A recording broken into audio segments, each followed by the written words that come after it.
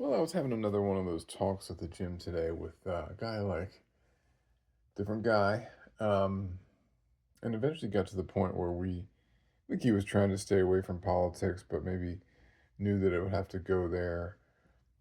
And he was kind of saying like he wished he could be a liberal or somebody could talk him back into being it again because the liberals just drove him away, and he would love somebody to talk him out of the conservatives. And I don't know if he was kind of like, tell me what I wanted to hear or what. And he might have been lower information than me. I think he was a little bit more conspiratorial, and that's fine. We all can see things the way we want to see them, but obviously the silo that I'm in doesn't see that the liberals are pushing people towards conservatism. Or, you could just point out, give me an example where I feel like the examples on the other side are so much stronger and so much more and so much worse.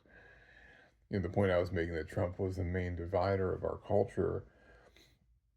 And I was like, I could just point out so many examples of things he's said and done, policies, language he's used, groups he's pointed, he singled out.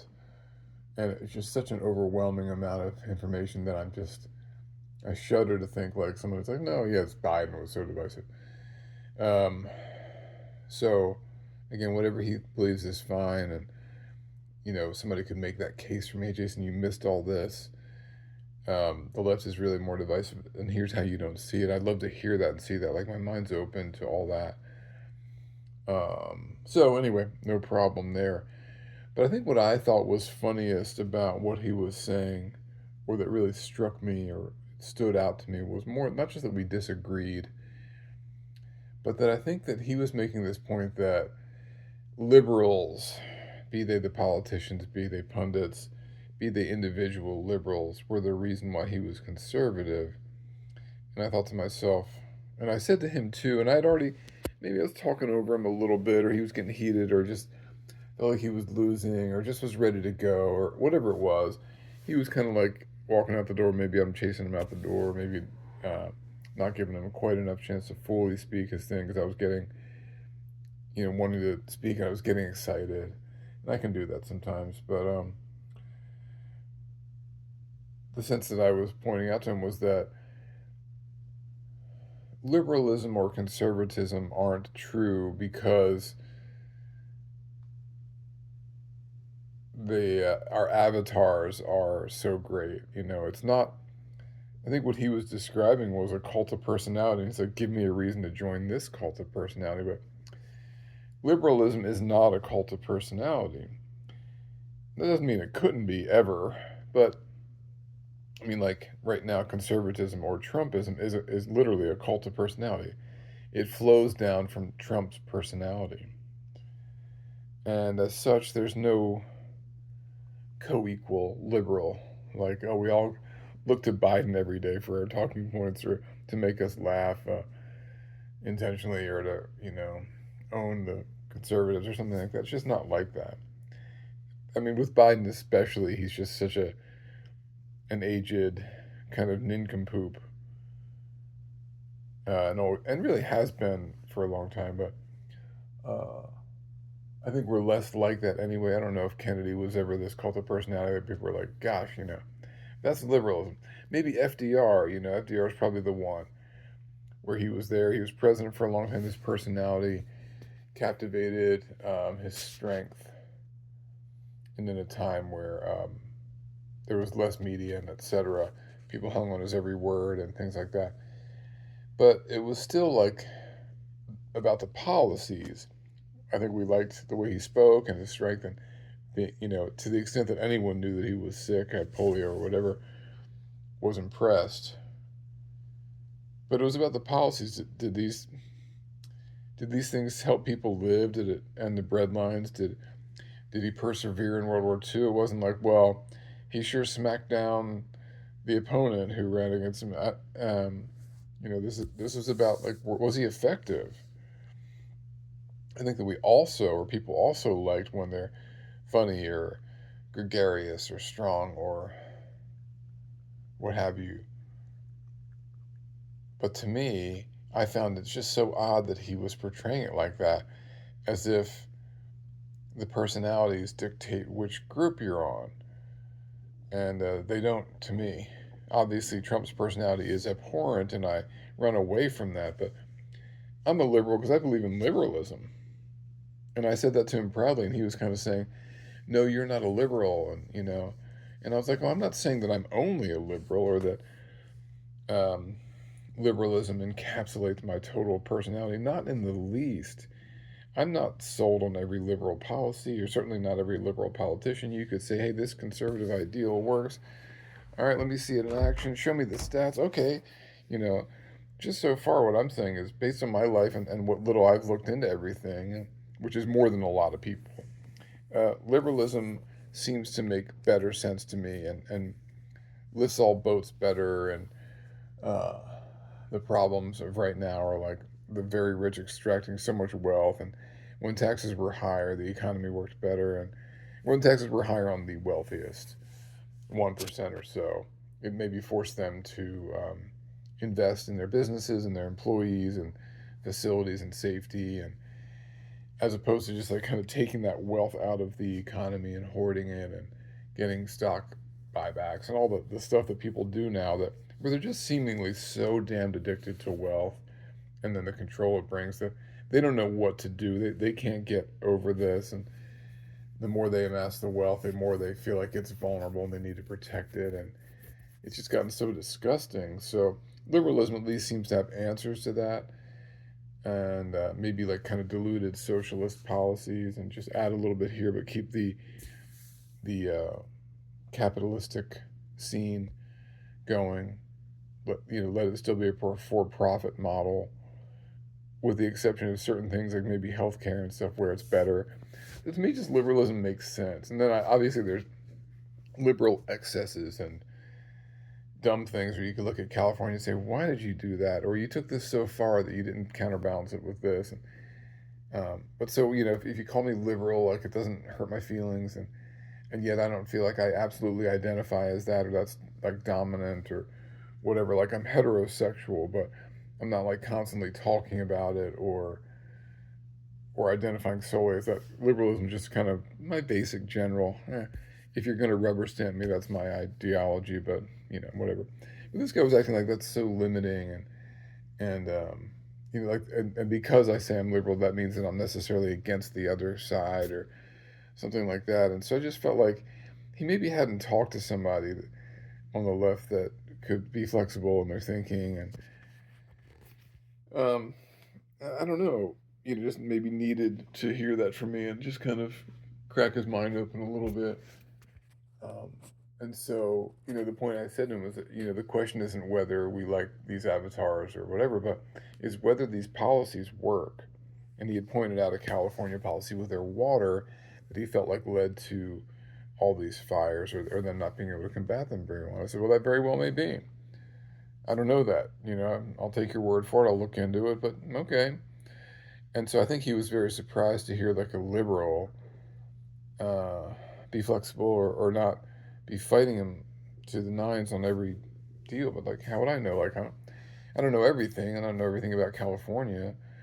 But my overarching point on California is just basically that, like, yeah, well, you try it. You try running this giant state with um, maybe too many people, or not enough water, or not enough rain, or Santa Ana winds and earthquakes and mudslides, and I think they're doing their best. And if you pointed out specific things they do wrong, I imagine some of those would be true. And so to me, I'm not so ideologically rigid that I have to pretend like California is not screwing up when they're screwing up, and just to have them as the poster child for liberalism. Okay, um, that's fine. I still think that over an overarching sense, liberal policies work better, and the um, the problems we see could be mitigated by liberalism, be that on the financial stage, on environmentally, tax law, and then social liberalism means like, stay out of my business, I'll stay out of yours. If people are gay, and whatever kind of permutation of sexual differences, or it's like whatever, it's your business. if people want to do this drug or that. That's liberalism to me. Um, Government money spent on Social Security and Medicare and Medicaid and all those types of things tend to have a multiplied effect in the economy. And then, when people get paid like better, they can afford to purchase the products of these giant companies, and they make more money. And so, I'm hard pressed to say where conservative policies work. And then, because I grew up in the 80s and 90s, and so from 1981 to 92, that's a long time. That's three consecutive. That's two Reagans and a Bush, and then two Clintons and another two terms of a Bush. So I've seen a lot of conservative presidents, and somebody could say, "Hey, Jason, that wasn't true conservatism." Uh, okay, pro big business, deregulation, lowering taxes on the wealthy, raising taxes on the minimum, lowers environmental deregulation, anti-labor, um, all the stuff of Reagan and the Bushes, and to me, those were abject failures, and that we're dealing with a lot of the blowback from those times now, and then to the extent that the politics shifted so much to the right that somebody like Bill Clinton came along after 12 years of Republicans and previous to that, one Carter, and then Jesse Jackson got blown out, and Mondale gets blown out, or these guys just never quite made it because they were too liberal. And they said, "Hey, what? Wait a second, wait a second. We're going to come to the middle here." So, a Bill Clinton presidency where it might have had a victory here or there for liberalism, that was totally, um, mostly a continuation of similar policies. He took credit for Newt Gingrich's contract with America, more police, tougher drug laws, tougher sentencing. It was very moralistic. Al Gore was vice president, and him and Tipper were moralizing about the record labels and bad words and things like that. So, these weren't like Bernie Sanders liberals, and I'm not knocking them, but let's just define what they really were. And they were very middle of the road. And sure, they probably wanted to do some environmental stuff and woulda, shoulda, coulda, and tried to do healthcare, but that blew up because it was his wife and because she was, it's a female, and all this stuff. So we haven't like seen a lot of really truly liberal presidents. And Kennedy, the last Kennedy and Carter, the last guys, Johnson. I mean, Johnson, Great Society stuff, yeah, that was stuff that was going to pass maybe if Kennedy had had another term. So you could say Johnson was a liberal, at least with the civil rights legislation and stuff, very surprisingly. It's kind of Southern racist. And Kennedy was kind of too busy being an anti communist and trying to stop the Cuba stuff and Russia stuff to say, like, hey, let's go full bore into these liberal policies. And he wasn't a liberal economically necessarily anyway, kind of middle of the road guy. So we really haven't had too much liberalism, since FDR, some Carter stuff, and Johnson, civil rights, yeah. Johnson's Great Society stuff. Johnson was a true liberal when it came to the economy and then race, and you know that was a big surprise, being kind of a Dixiecrat as he was.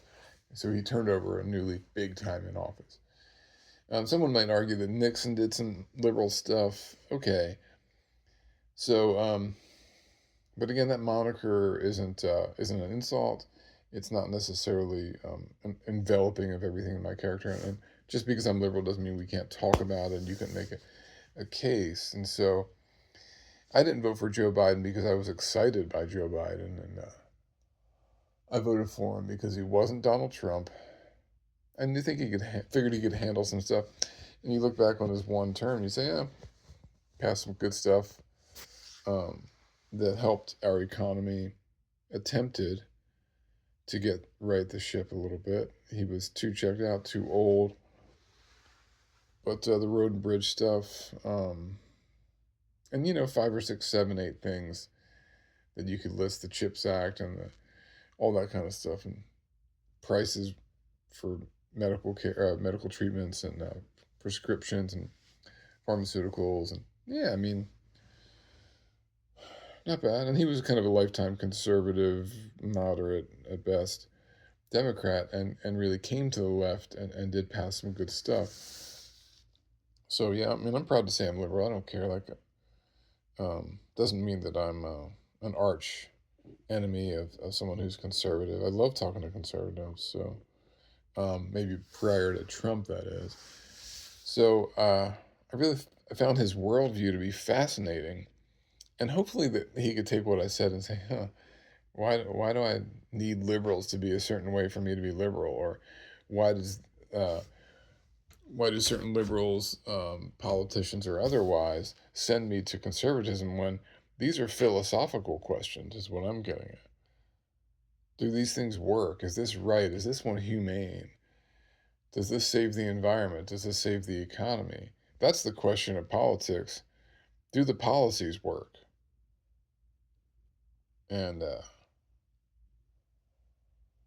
politicians come and go. And the tough, philosophy question is like, well, what if Trump's policies work? I'll take the policies, and hopefully we can actually get rid of the politician, because usually guys that run as fascists and authoritarians rule like that, and try to amass more power. It's just how they are. It's their mental makeup. It's the nature of the beast. So I sure hope I'm wrong. And if I'm wrong, I'll admit it, because um, I'm honest, and it's okay to be wrong. I'm wrong a lot. I looked back on some of my posts and I was like, I got some details wrong. It's just they're wrong. It's just okay. So where do we get the idea that you're like an idiot if you're wrong? Hey, you're just wrong. You just correct it. Just say you're wrong. Apologize. Clarify. Put in a correction. What's the big deal? So maybe my take will affect this guy's take, but I just hope we can look at this and say, well, this isn't about teams. I'm liberal because I think liberalism is good, but I'm not on that team because of Biden or Obama or something like that. Obama was energizing. Bill Clinton was energizing. I think Kamala Harris is energizing, and coulda, shoulda, woulda been if Biden had dropped out earlier. So I do like them. I like AOC in some ways. I like Bernie in some ways, and would have been happier with a Bernie Sanders presidency or an Al Franken. I mean, I do like these icons too. I mean, I do get excited about certain ones. But my point is that um, Joe Biden is proof that libs aren't here because of Biden or because of the avatar, but because of the policies that we believe will happen. And we felt like he was a reasonably good vessel to get those policies across. He left a lot to be desired. But we're not like on that bandwagon with Trump because he's so exciting, or um, we like who he is. So there's nobody on the left that's like Trump like that. And if there was, I'd be scared. And I think the closest thing would be Bernie, who's a kind of populist, and um, but he's an honest one, and he's somebody with a lot of knowledge, and someone who's been there in Washington and who has worked for Burlington and for Vermont, and has the pedigree to lead us. And a couple times that didn't happen because I'm sure the big businesses didn't want him to, and they wanted somebody like Hillary Clinton that they felt like was, or Joe Biden, guys that they could control or that would do their bidding, or they were already in the pocket of. So yeah, I hope I'm wrong about Trump and Trumpism, but it's hard for me to believe that, and I hope people can uh, be loud and proud like me, like I'm loud and proud liberal. It's okay. I think that's good, or I would do the other things. I'm doing the thing that I think is good, and I'll all say to conservatives or anybody, or libertarians or anyone, communists, whatever your thing is, just stand by it. Like, prove it. Why is it good? Why are you there? Don't be there because you like the guy. It's like, what about the philosophical underpinnings? And maybe is kind of being revealed there to me too, and maybe not for the first time, is that maybe Trump doesn't have philosophical underpinnings. Maybe it's like might makes right, um, zero sum game. It's a cult of personality. It's not really a philosophical endeavor. He might just be pretending to go along with the philosophies of the people, that whether it's racism or sexism or homophobia or transphobia or migrant phobia or xenophobia, that he's just kind of playing at those things in order to get into power. And then it's like, yeah, I'm a populist. Yeah, we're going to get these food prices down. And then as soon as he's elected, it's like, well, that'd be really hard. We're not going to do that. Or we're not going to get rid of 20 million people. Or all the stuff he said when he ran for student government president. We're going to get Coke machines in every lobby, every hallway. Um, so all those things where he's very wisely saying, these are the people I need to get to vote for me. Let me tell them that I am what they think I am, that I have a political philosophy, that I believe in the underpinnings that they believe in. And it's just bullshit. So he's just kind of his own entity that'll do what he wants. But then again, I really thought that about him. And then he just kind of proved, well, Elon Musk calls the shots. So, and you don't pick a guy like J.D. Vance out of the blue. Like, that's huge Peter Thiel, big money. So the other point you could say is, well, no, he's really in the pocket of these guys. But I think it's deeper than that. He needed their money, and he needs Elon Musk's money. But what he's going to have is the power of the purse with the government, and he's going to have the military, police, and FBI and CIA behind him. And all those money guys, they don't have that. They don't have state power. So I think they're all riding the tiger, and they may control him, or they may have dirt on him, or they may be able to manipulate him to a point. But man, once he takes power, I think he's going to do what Putin did and just say, hey guys, Gulag's over there, kissing my ass is over here. You take your pick. And that's what Putin did. All these billionaires over there, they disappeared. And the rest of them got in line. And Zuckerberg's getting in line, and Bezos is getting in line. So I don't want to pick the cutest and most fun avatar and most exciting, or the guys who talk the right game. It's like, what happens? How do they lead? Do these policies work? Let's make our country about that kind of stuff. And maybe Trump will inoculate us against that type of um, obviously against demagoguery, but against the cult of personality in and of itself. We've had lesser cults of personality. JFK, but they weren't, malignant cults of personality. Obama, these Bill Clinton, these guys didn't have us degenerating in the way that Trump does. And I mean, maybe we were kind of like, man, that Bill Clinton's getting bad treatment because of all the sexy stuff, or sexual harassment or whatever with women. Then we might look back and say, why were we so on his side? What spell was I under? Well, that's the cult of personality at work. It was also the 90s, and we're far more sensitive to women's rights than we were just 20, 30 years ago. So, and similarly with Kennedy, why did we look the other way with these certain characteristics? Because that cult of their powerful personality affects us. And Trump's just so many times worse on so many different levels. So anyway, I've kind of gone pretty far afield, but I love to take what was brought to me in that conversation and say, isn't that interesting? That's how he thinks of it. And it doesn't mean that it's bad, like he shouldn't be fed up with liberals or whatever it is. Okay, maybe we should get better liberal leaders that represent us better. Okay. We have them, they're Bernie, and stuff, and they got railroaded. And the guys that are the libs are, Hillary Clinton and Joe Biden are, you know, not very inspiring, not very exciting. Um, Maybe not super honest at their core, maybe not that liberal at their core either. And then we don't know who Kamala Harris is or was going to become as president. I really had high hopes that she could skirt the neoliberal thing, but I also had my doubts. I really did. And so now that I see Trump kind of giving in to Elon Musk, I have my doubts about him too, but I also think that he's not going to take shit for too long from anybody before he's, starts to say, hey, I'm in charge, and really puts these guys in a bad way.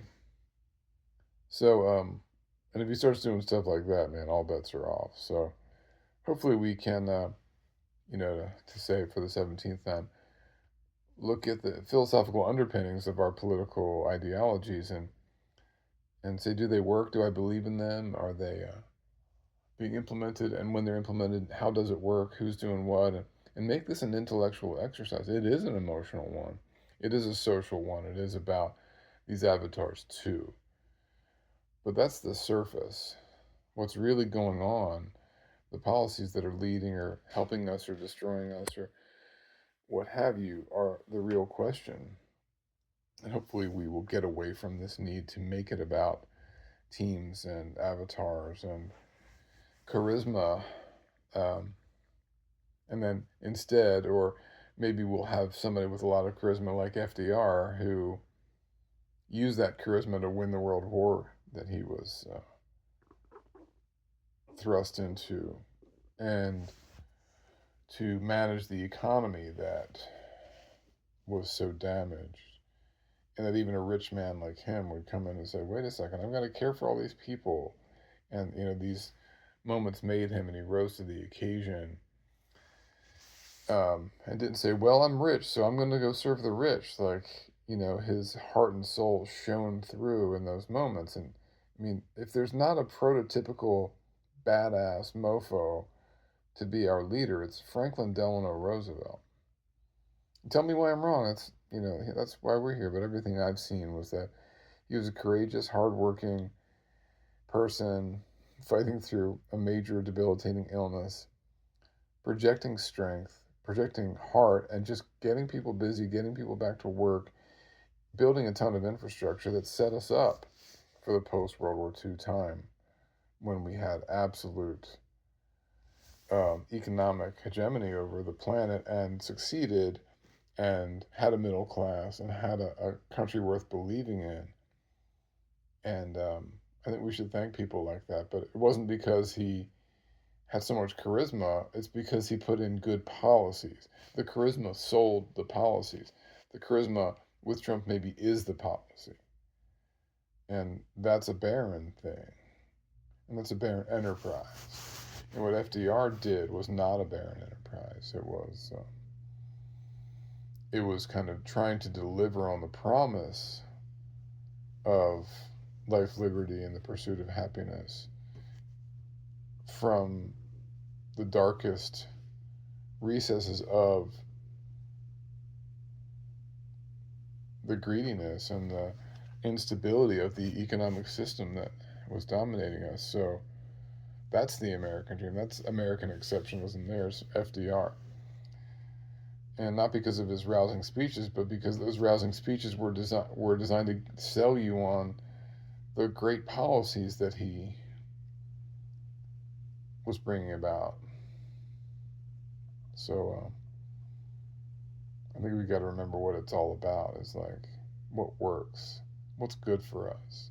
Let's go do that, and let the personalities become secondary.